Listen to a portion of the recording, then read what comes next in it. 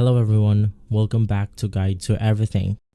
In today's video, I'm going to show you on how you can add the volume profile in MetaTrader.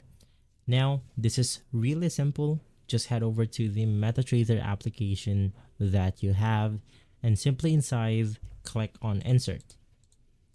Inside this menu will show up on which you have to click on Indicators. Click on Custom, and then you simply want to find it inside the additional indicators right here. And if you cannot find it on the indicator chart or page right here, we can simply download the indicator from a website. So just search for the MetaTrader 5 volume profile indicator, and from here I have downloaded the file from this website. I got it from this website right here, Gold Earn Forex. Basically, right after downloading your indicator, just head over to the file right here. So in my case, it's going to be inside my downloads folder. Extract your downloaded indicator and then head over to the indicator section or folder.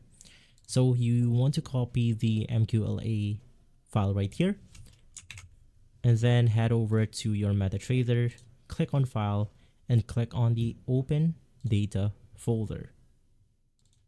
And inside this page, just click on the MQL5 or 4 depending on your MetaTrader, click on Indicators, and you want to copy your MQLTA file right here.